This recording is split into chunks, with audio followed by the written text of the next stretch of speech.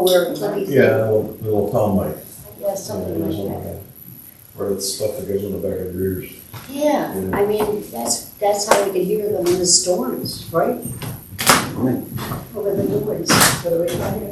No, Barb is gonna be doing it from home. Betsy. But you can't do this from your It's not Zoom. You can't do It's this, not Zoom. it's being recorded. That's what I meant, but she No, doesn't. you can't see it now. She doesn't understand it, it was recorded. She tried the first one, couldn't understand it because she said you couldn't hear it. You guys let me know. How's she doing? She's irritated, she feels like she has a cold, Okay. but she has to stay home until Tuesday. Is that how you felt? Yeah, I mean, I had a bad headache. He had a Fever. he had a pretty high Yeah. fever, Yeah. but not for I one. don't get headaches either, so it's one of these headaches I could apparently open my eyes up there, so they bother me so. Yeah. So I mean, the lesson from Barb is ignore everything that we've been talking about here, look after yourself and your cell phone. I guess we better believe that. She was helping somebody and they ended up having COVID and she got it from that person. Well, she was in the car with her for 4 hours. Oh, that was really. Yeah, but she hadn't come down with COVID until she got home. The Barbs didn't even know it. Right. So she had no idea. That was right with it. So ignore other people, Right, no good do deed. your own thing. No good deed goes That's unpunished. Something like that, right? Right, Bart. Things that they should do. Halfway to hell is paved with good intentions. Oh, know that.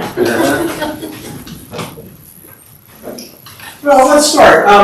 What I have up there on the screen is kind of the structure of the Didache.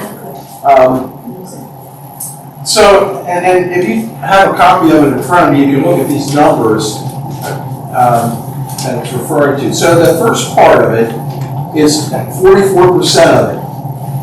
It's what they're calling the training program in the way of life. So if you look at the numbers, you'll see 1-1, which is there are two ways of life, and it goes all the way. I'm looking at the number system to 6-2, which is on page 165.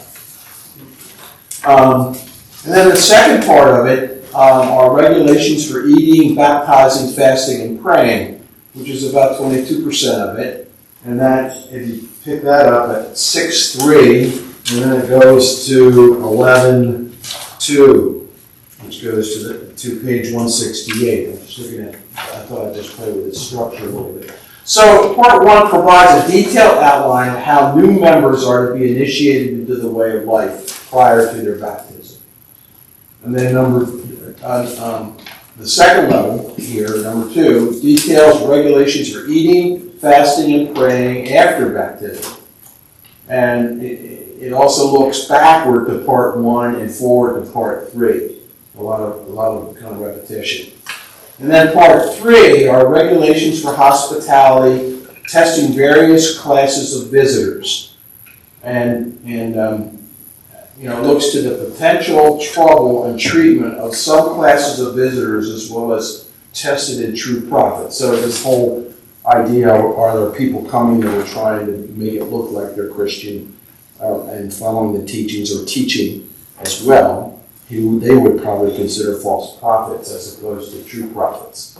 So that goes from 11:3 to 13:2.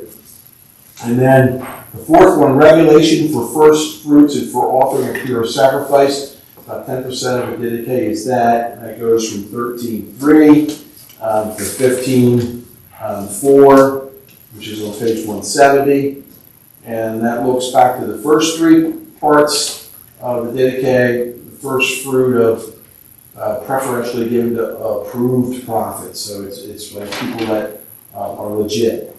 And then finally, number 5 is the closing apocalyptic forewarning and hope, which is about 9% of it, which starts at 16:1 and goes through 16:8, and invokes a sense of urgency to frequently be gathered together And it kind of goes back to looking at parts 1 and 3, kind of echoing this morning. So that's a little bit of the structure of it. There's five sections.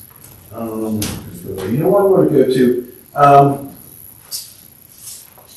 I'm going to go to one of these little video pieces. This guy who wrote the book, this book that I've been reading, Thomas O'Reilly, we've been listening to him with these little vignettes. And this one is Why Study Early Christianity. What he has done is he's found an artifact that goes back to early Christian times. And I think there's a parallel between how he's talking about this artifact and how he's talking about the Didache. The Didache is, in some respects, an artifact, a manuscript artifact. So I thought it would be interesting to kind of listen to him talk to us a little bit about this.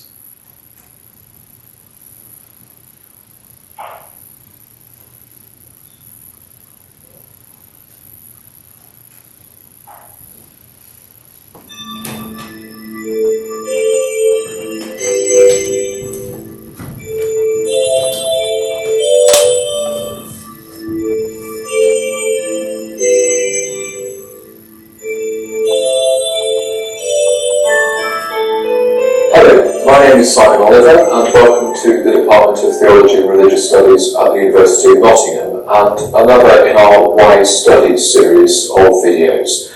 Today I'm joined by Tom O'Loughlin, who is the Professor of Historical Theology. Tom, you study the Christian past. Why that subject area? Why study Christian history?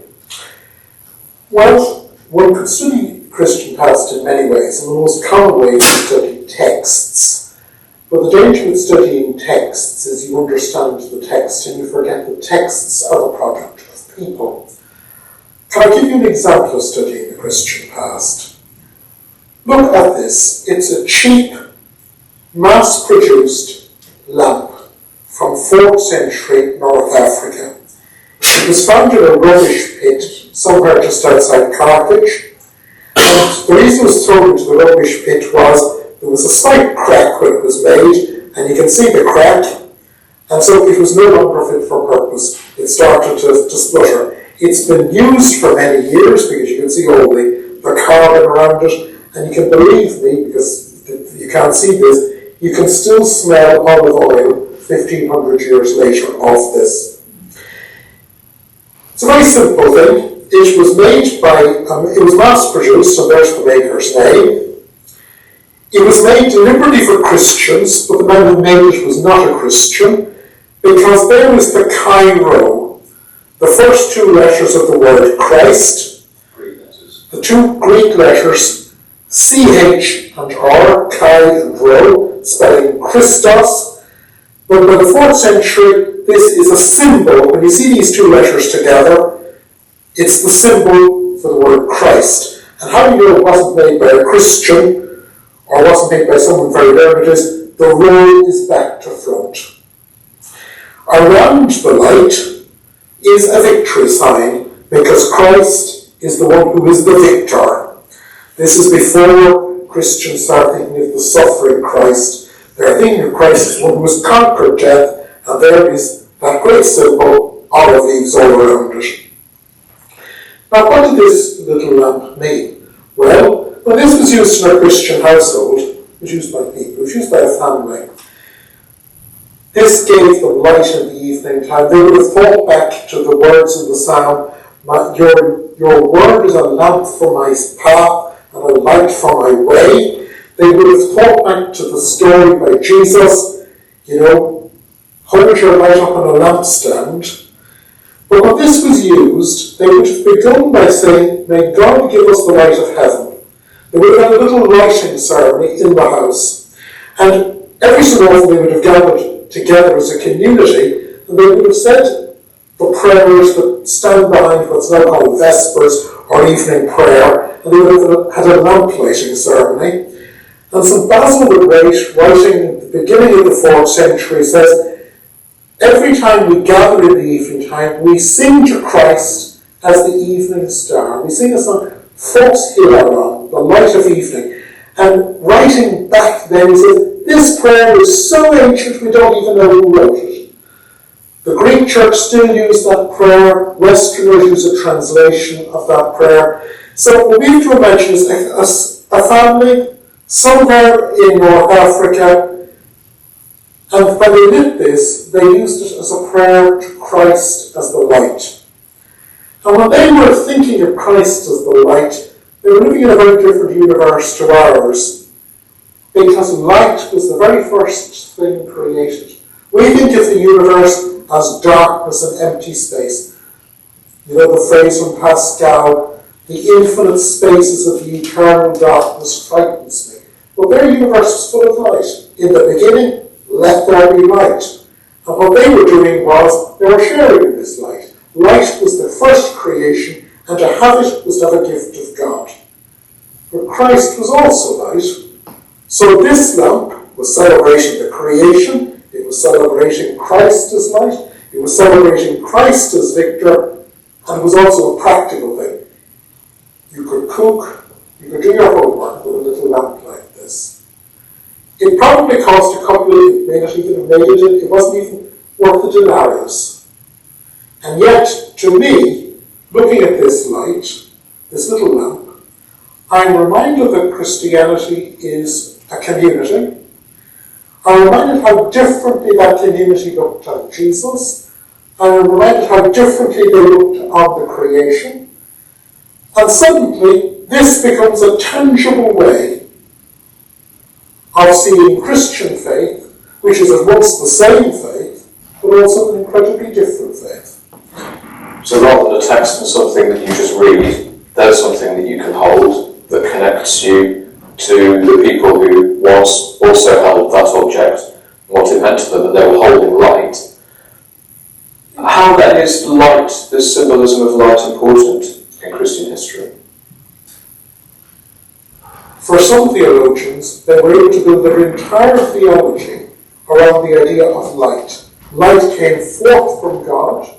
It came forth, it enlightened minds, it enlightened the universe, it enlightened minds.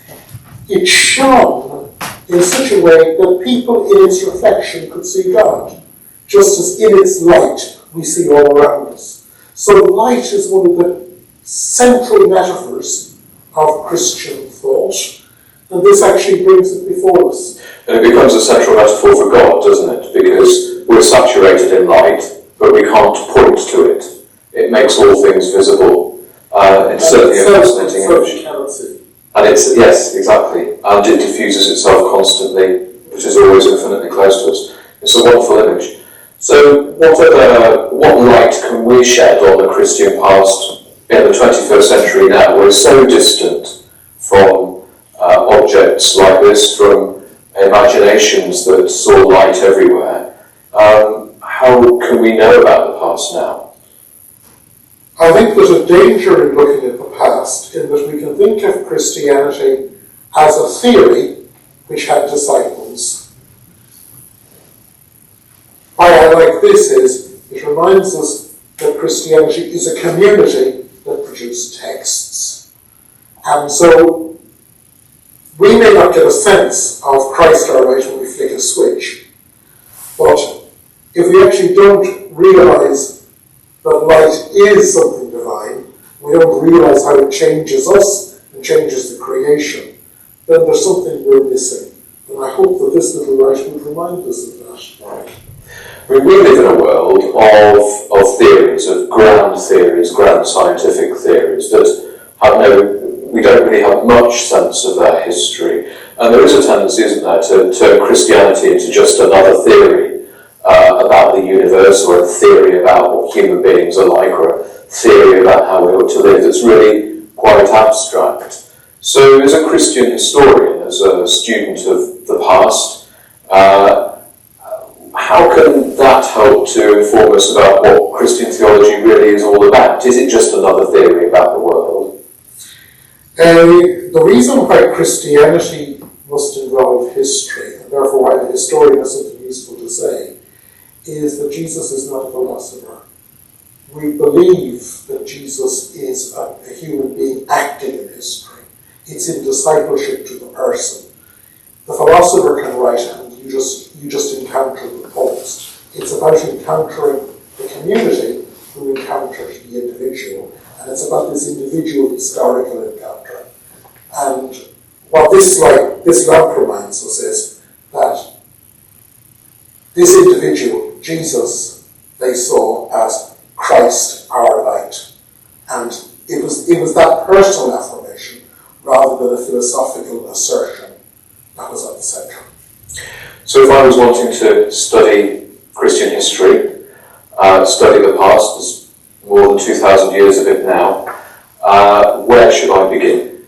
A useful book is Wayne Meek's The First Urban Christians. The reason it's useful is you will have read many of the sources, you will have heard many of the sources, but he will look at them in terms of what they tell you about a people rather than about abstract theories.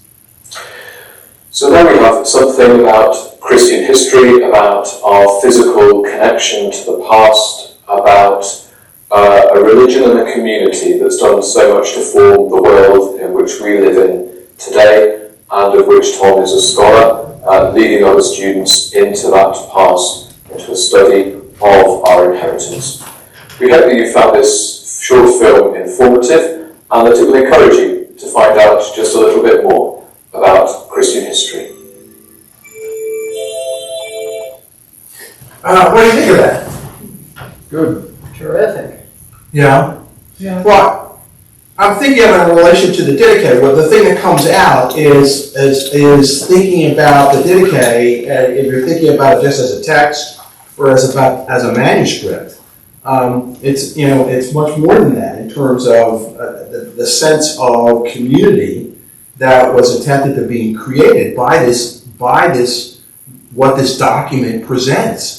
And the thing that I like a little bit about it is it's talking about people. It's not talking about the manuscript or the text or what was done as if it were removed. And it's kind of connecting it to people that were early Christians. Other thoughts? To me, this was really interesting to hear the difference between how early Christians thought of Christ and light and what we have now. And I say, I like theirs better. I do. Why? It's more optimistic. Uh-huh. Very much. Look at, Christ is the one who overcame everything. Light is, you look at more at the light than the darkness. Uh-huh. Anything else that you might have picked up from this that makes the connection for you? I think the light, the whole idea that God created the light, and the light is so comforting. I mean, if any of you have trouble sleeping, or a lot of times I'll wake up like real early in the morning, like way before it's time to get up, and that dawn is just so wonderful, and you can count on it. No matter what's happening, it's going to get light, and I think he was connecting the importance of light and the connection to God. I like the thought that because the light is a manifestation of God, because it's so pervasive. Yeah. We don't see it. We don't take it for granted, but it's there around us all the time. And it's dependable. Yeah. There's not a whole lot that is, but that is. So does this mean I can cancel Christmas Eve and we can start celebrating Epiphany where we should be? Please? Please? No? I mean, that's the earliest celebration was Epiphany, which is what we're talking about, the light. Mm-hmm. And there was a whole season of it. And it wasn't until much later that, for some other reasons, it gets shifted to December 25th. And we begin to see the movement away from the original message. I don't see why you can't celebrate both. See, no, that's not how that works. The Eastern Orthodox were right, the West stays. But they still celebrate Christmas. The Eastern Orthodox celebrate Christmas as a feast day, but their big celebration is Epiphany. I guess those who are here in the States tend to celebrate Anything that Christmas. comes to the U.S. becomes co-opted by U.S. culture. Yeah. Yeah.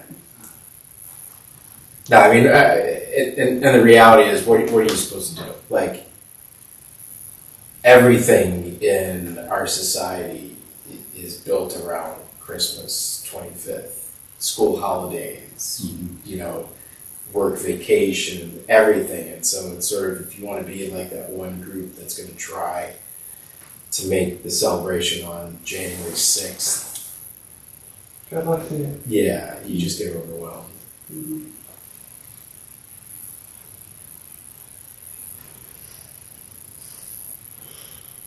I lost this for a second, so can't forget that. Although they do hold on to the Eastern Orthodox Easter. They celebrate their Easter on a separate date. Oh yeah, they do, definitely. They've been able to hold on to Yeah. that. Uh-huh. Well, they actually celebrate Christmas twice. Yeah. And I mean, I asked one of my friends who was Orthodox, what is the most important one? And she sort of said what you did. You know, the 25th subsumes everything else. So.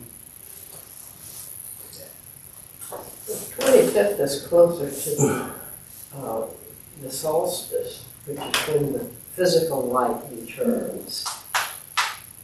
It also The is. Epiphany, that It's also the pagan.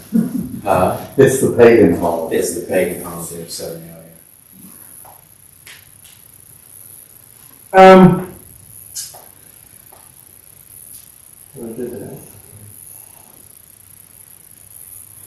So I'm going to have this in here. So yeah, in the Didache, the list of how a member of the church should live takes up just over a third of the whole document.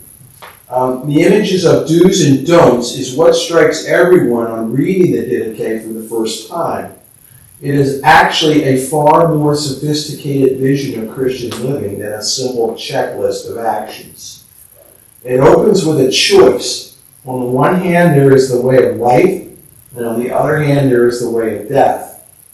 You can almost hear the voice of someone reciting this to his or her apprentice. And there is a great difference in these ways. The difference between them is not only in content, but in the way they are presented. The don'ts are a list of actions to avoid.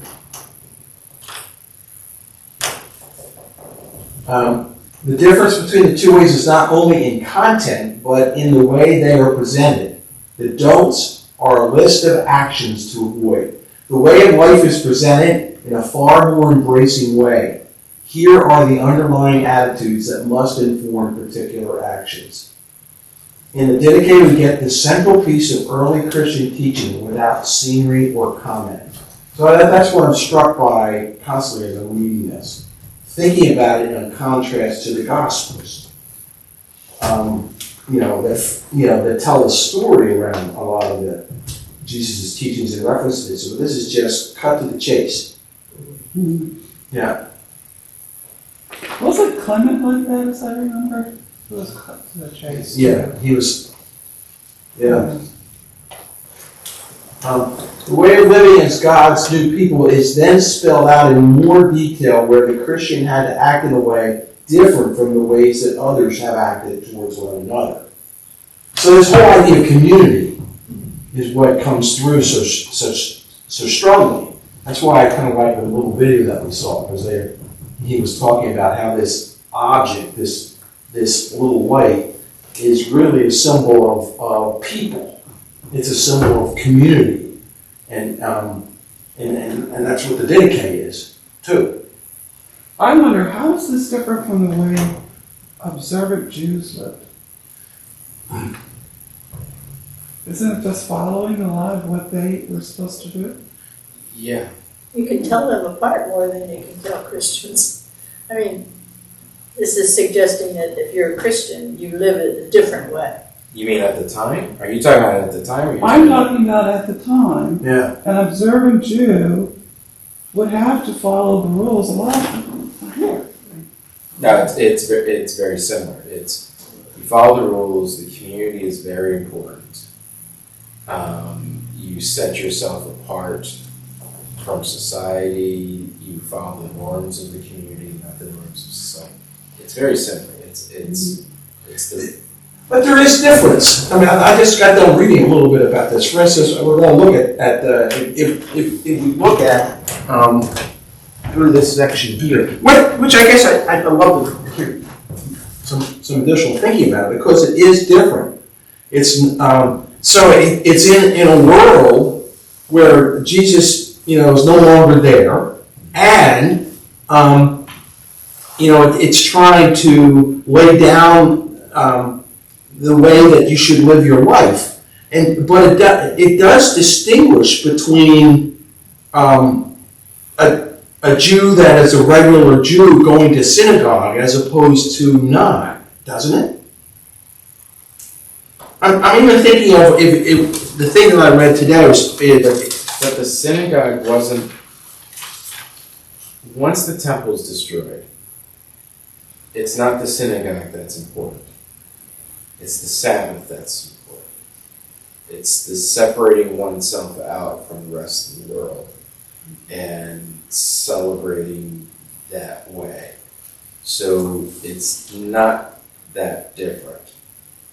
Because the Sabbath, at that point in time, would have been extended families, not just a family in one house. It would be very similar.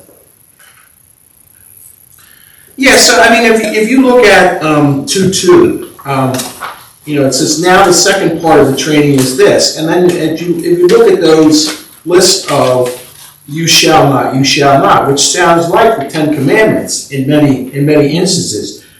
But the thing that I read in terms of the analysis is that what is left out are commandments 1 through 5, and this guy who does the analysis says that 1 and 3 are left out because they're kind of redundant. So he's really saying 2, 4, and 5 are left out. And what I read is the reason that they were left out is that it would have been following, the Ten Commandments and what Judaism has it, and what possibly they were trying to do with the Didache was to provide something that the Gentile could still do and not feel like they were following necessarily the Jewish law. Yeah, I mean, I wouldn't quibble with there's a difference in terms of what they're projecting, but Lynn's question was, is the similarity between it,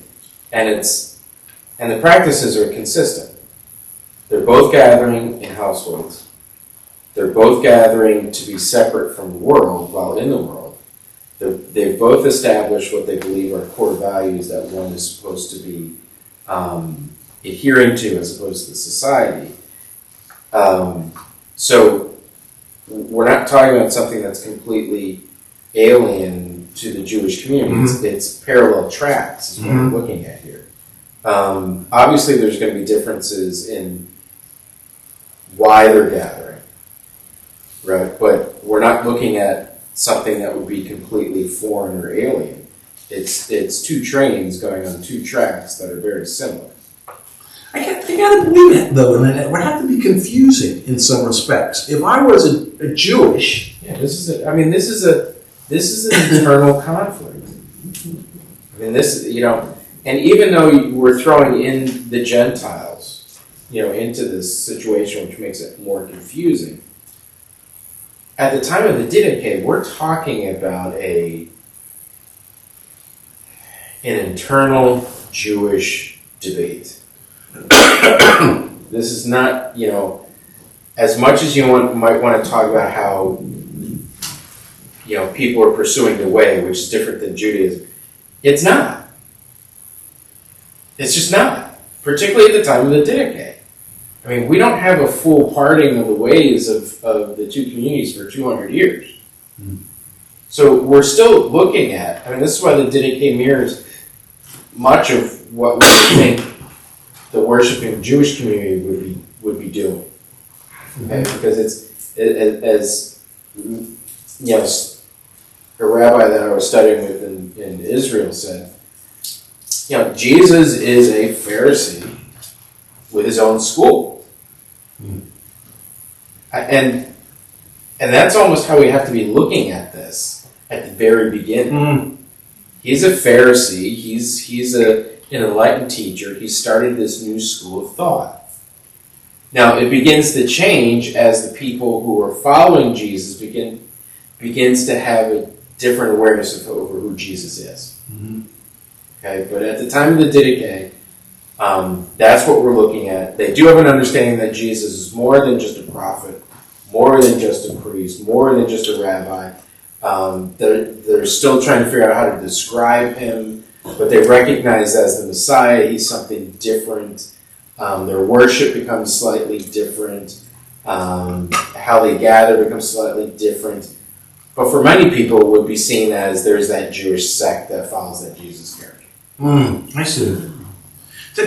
One of the things that I read in the analysis was that the Didache was set up in such a way where the Gentiles, who might be fully immersed in the life of Roman society, that they're able to look at the Didache and think about following that way of life and possibly going there, because it doesn't remove them from the society that they're a part of. They're still part of this Roman society. So I would look at it this way.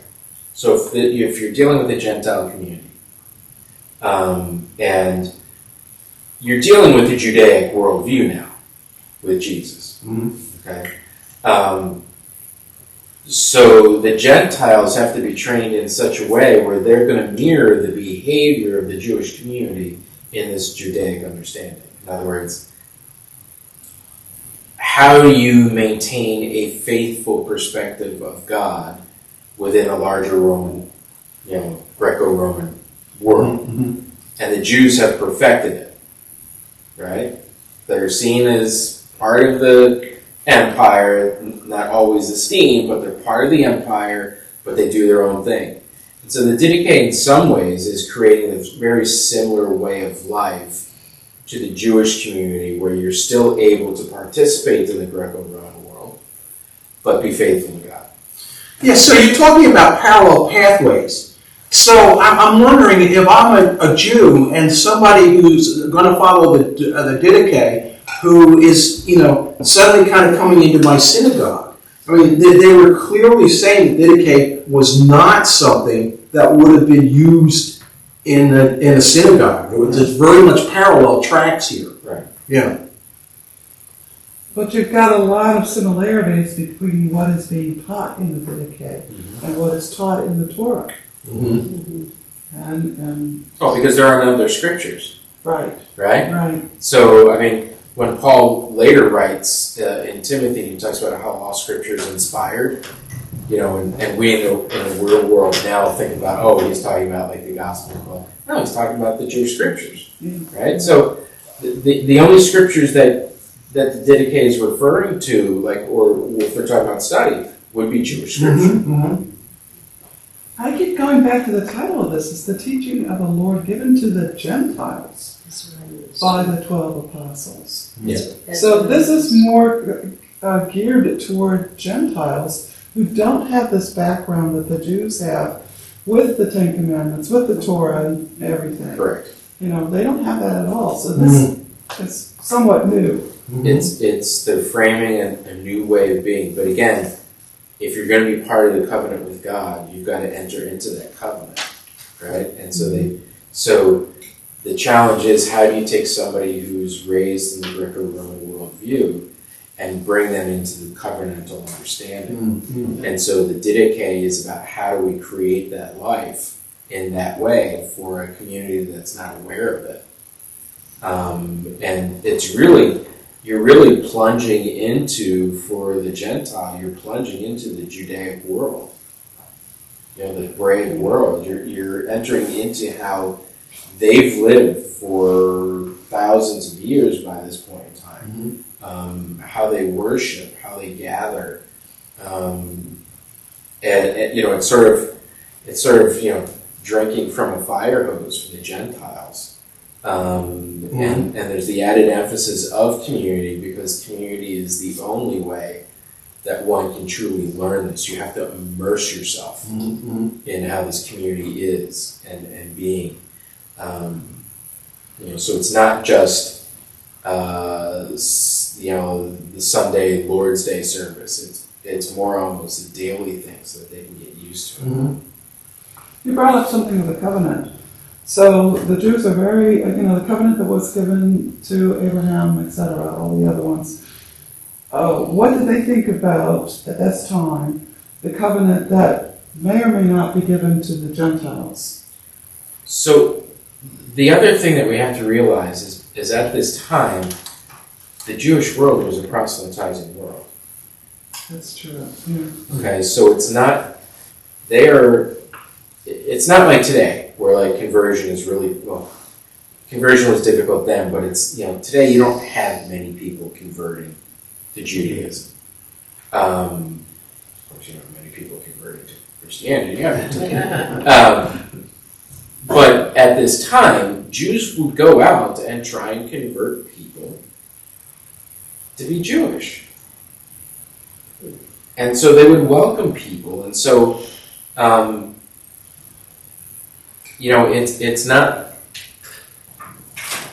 it's okay for like this idea of them talking to Gentiles about the faith and trying to get them to worship God in the right way, or worship the right God in the right way. And so the outreach to the Gentiles, we in the church don't focus on, okay, what was the proselytizing attitude of the Jews? Because we just assume that there wasn't one. And so it's a very different world than what I think we pretend it is. Well, there's this big thing about circumcision and Paul was saying, no, you don't have to. Right. If you're Gentile, you do not have to be, and still become a Christian. Yeah, So that was one of the main things about the covenant with God. If you were to become Jewish, that was a mark of the covenant. Absolutely. But when you're talking about the covenant, because I read a little bit today about this, is okay, so it is covenant. Okay, but it's different covenant. It's new covenant as opposed to... Careful. What's that? Careful. Really? No, just because when we start getting into new covenant, if it's a new covenant, it's a better covenant, and then you quickly devolve into anti-Semitism. But it's different. It's a different covenant. It's a different, not okay. I guess, so using the word new, not so good, but it's a problem. Yeah. Because it's the exact issue of Old Testament, New Testament. Yeah. Old witness, new witness. Well, new witness is always better than old witness, right? So new can apply better, but but it is new, isn't it? Is it? I have to read a little more about it. I mean, if the basic tenet is God's in charge, right? I mean, even if you're going to look at Christianity, God's in charge. God is salvation. God is the only God. God has sent a prophet, a Messiah, to show the way. I mean, how much of it's new, how much of it is not new. I mean, Jesus is entirely within the way of Judaism. So, again, it comes, I mean, this is we're talking about what's the challenge of these two communities. What's different, what's the same? I mean, the main difference is there's now an opening for the Gentiles to enter into the covenant that God had established with Abraham and Abraham's descendants. That's the new thing, right? And Jesus becomes that way. Yeah, so again, I'm just constantly struck by the fact that we're talking about a group of people that don't have the Gospels, that don't have the letters to Paul. Yes, it's like, which brings the importance and significance of Jesus, obviously, to the...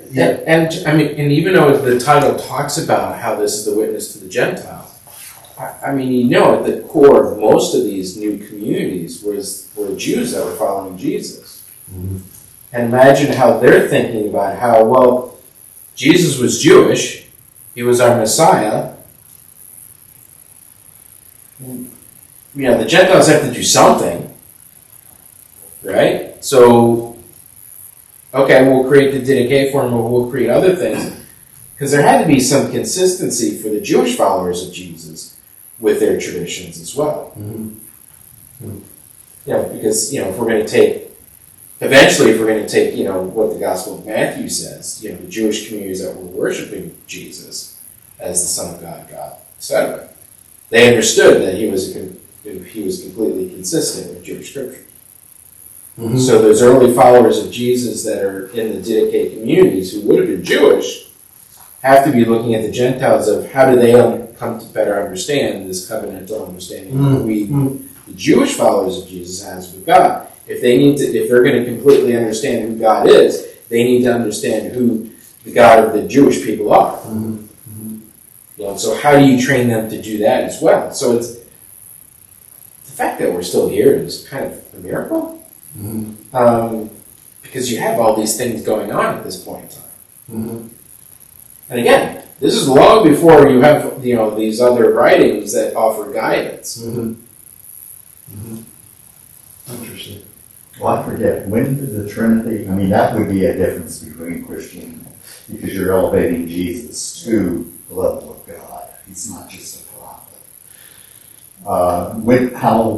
I forget, that was a much later concept. Yeah, I mean, well, it's not a later concept because it's within the scripture. It's within Matthew anyway. Right.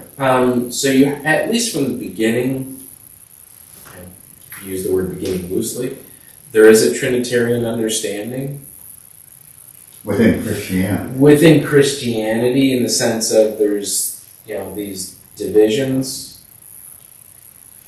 But it doesn't become solidified until the 5th century, Okay.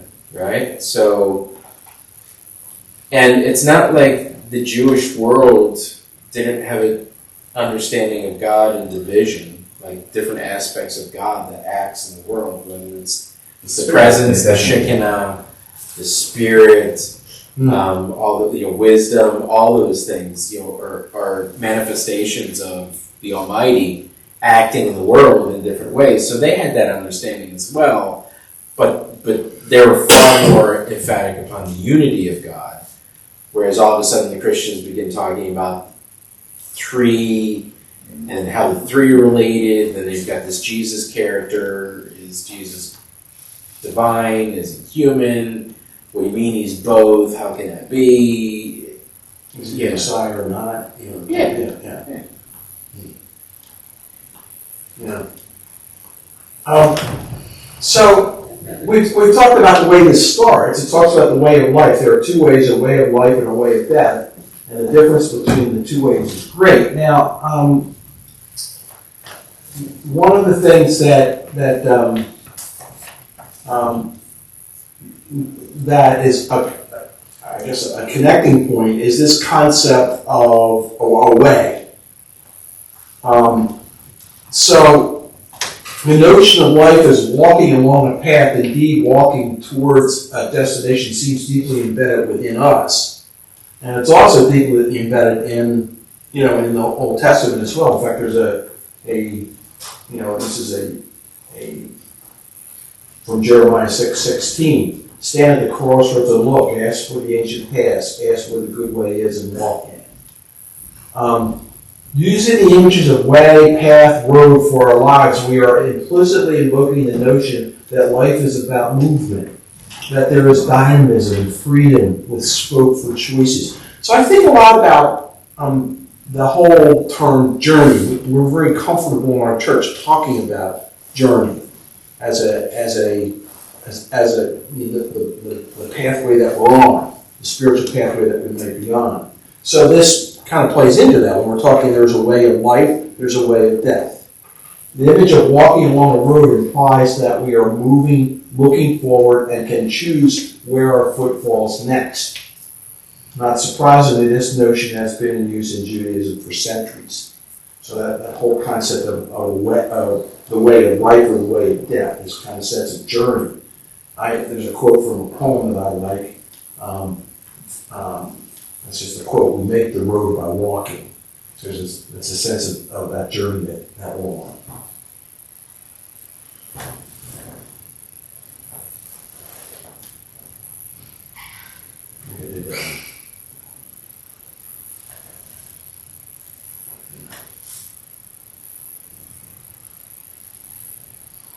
Okay, so if we're talking about the way of life and the way of death, the way of life is this, and that's what the first part of the Didache is doing. We talked a little bit about this already. I'm not going to go into it too much, but when you look at 1:1 through 1:6, it's setting that up.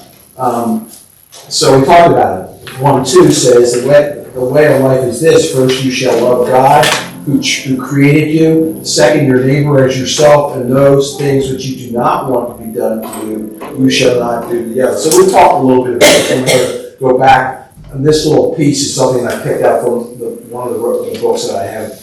The teaching about loving and forgiving enemies is not some counsel of perfection. It's like, it's not something that's, we're never going to be able to do it. It's not like, something to strive for, or some ideal. It is presented as the ordinary teaching that every Christian had to take as part and parcel of following the way of life. So, I know we talked about this last year when we were talking about the Sermon on the Mount. We said, well, is this aspirational? Or is it something we're supposed to be doing? And I think we came to conclude it's something we're supposed to be doing. It's hard to do, but it's something we're supposed to be doing. Moreover, this was all seen as simply spelling out the first Christian commandment to love God. All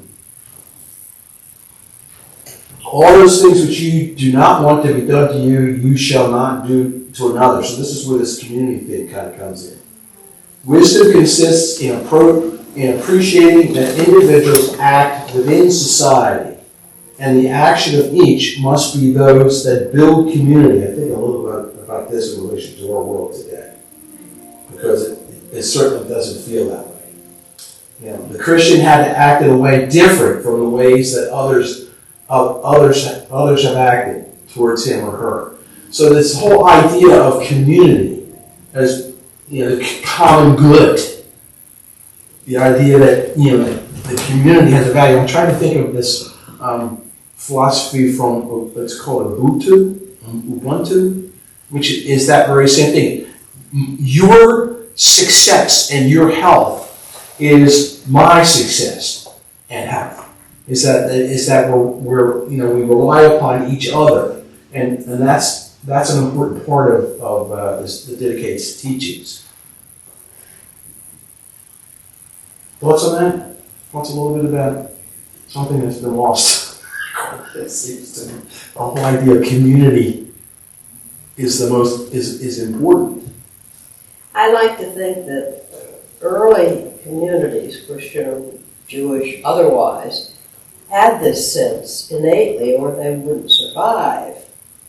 And we have lost that. It might appear that this is beginning to go by the wayside, so they had to spell it out. I mean, certainly hunter-gatherer communities had to have that sense. That's true. Well, there's a sense that this might be countercultural. Yeah. Yeah, that it, whether it's the Greco-Roman world that's worried about just themselves and their delights, whatever that is. Well, why do we all feel like there's no sense of community? Does everyone feel that way? No. Well, it depends on where you're at. We have no community in our neighborhood. No. But, yes, I have a sense of community here. I have a sense of community in a couple other groups that I'm in. No, it's a different kind of community. Yeah, and these folks don't necessarily have community in their neighborhoods either. Right? Yeah, because this is their community. Yeah, so I think when we say community, today, and this is my opinion, we're going back to the 50s, right, where there's like a suburban neighborhood. Right, all the kids are right on the block. Yeah, and that's what we talk. And that's what we talk about community. And I'm not quite sure that was community either, in at least in the biblical sense. But that's kind of what the aspiration is when people talk about, oh, we don't have community anymore. But they never talk about what is community. Yeah, well, that's what I'm wondering. I don't know if any of you saw this. There was a thing on TV. They showed the film of those kids that went into the Wawa. Mm-hmm. Did you see that? Yeah, I did. There were like 100 teenagers went into this Wawa and they started throwing things and destroying the place. And somebody, I don't know who it was, saying, there's something wrong with our children today. Somebody on this newscast said that. And I thought, is this true? I mean, what's happening There's something wrong with every young generation. with our, well, just the way it was said, and I was standing there in front of the TV watching it and watching these kids. Yeah. And then I hear somebody saying there's something wrong with our children today. And I read an op-ed piece in the Inquirer that talked about that the kids had to be held accountable for what they did. That's what it's important that happens. They do have the film of them. They say they're going to try to hunt them down. Anyway, talking about community, I'm just thinking, what are we doing? Oh, those kids had community. They did. The gang. Yeah, I mean, they did. I mean, Yeah, like their it's not how we define it, but they have community. I mean, that's the influence of gangs and other things. I guess I'm trying to think, is this, media presents all this to us. And I'm trying to think back when I was growing up. Right, I agree. Did they keep that under the radar? Was it going on then? But, I never heard in the Pittsburgh area of like a bunch of kids going in. Gangs against gangs or something like that, but against the general community, if you will. But maybe it was hidden. They didn't have social media, that's it. That's the whole. I think everything is like on steroids now. Yeah. Exactly. But maybe literally. But it's not like there hasn't always been the young generational misbehavior of whatever it might be. I think everything is amped up, and we know about it more. They're definitely right. I can think about my grandmother. Her assumption was if she saw young people anywhere that were gathering, that it was going to be a problem. She did. It's probably walked up to the because the assumption were if there's young kids gathering in a group, something bad's going to happen. They're hanging on the street corner smoking cigarettes. Exactly. Well, that's a bad thing. They shouldn't be doing that. And I do think that a lot of the media focuses on the negative because that attracts the attention of the viewer. That's what people They don't want to go see. for the things that are. Well, it was pleasant to see, I gotta tell you that. But No, all the time, I agree with you. Yeah. It was, Right. Yeah, and you wonder a little bit, what is it in society? Is there something in society that is rotten?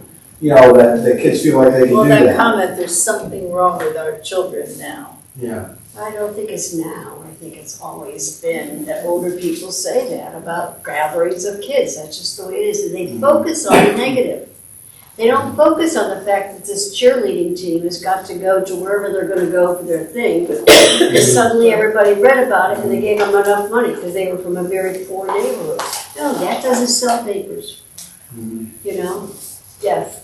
Blah. We'll stop here. We're going to pick this up looking at what is considered, finishing a little bit of the first part of the training, and then starting with 2.1, which we talked about a little bit already, the second part of the training.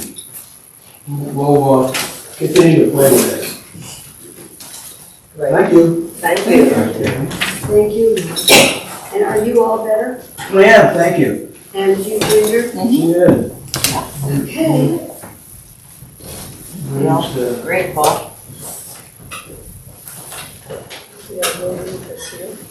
might have to be like when Margaret did the thing about the golden rule. Eight religions had their versions. Joyce, I don't care about I saved that. So, well, I saw it this morning. Some of the kids were 10 years old. They were throwing things.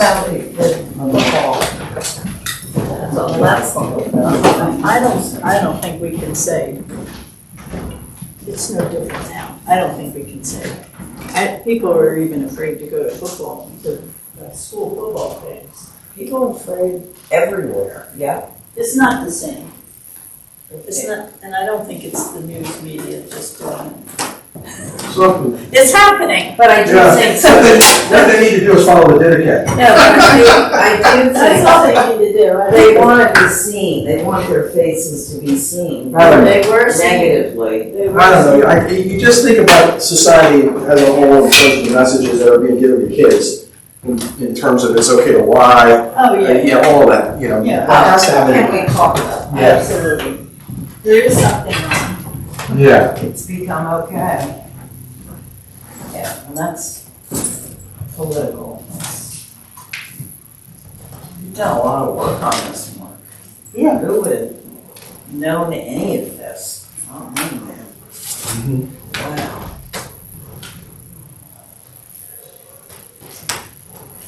Well, there are two good books that I'm reading that kind of help me with it. What? There are two good books that I'm reading that are helping me with it. But I mean, this is like a master class and like that professor talking about that little lantern. Yeah. Gosh.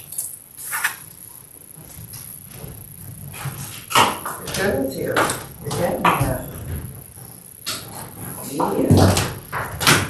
What's that? Your media, you're not having trouble with that anymore. No. I've got a kind of goal. That only took me 5 years.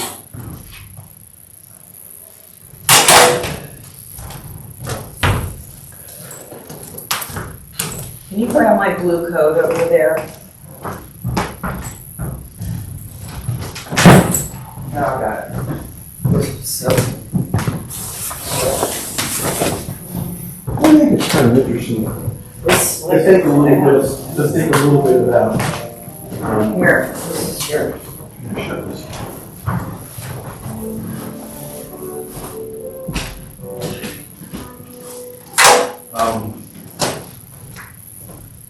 I don't know, you just think about the fact, oh, they just had the Gospels and they read the Gospels and they figure, oh, wow, well, this is kind of interesting. It's like they didn't have that.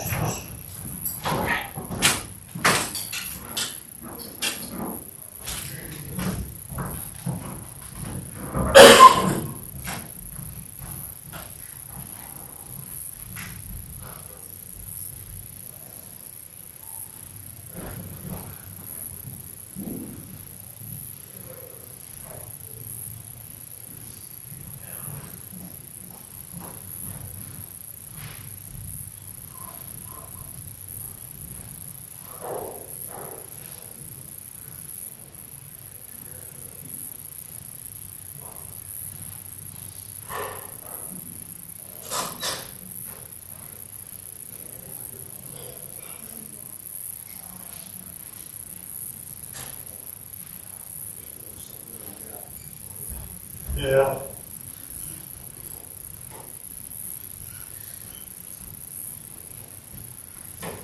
I think that's it.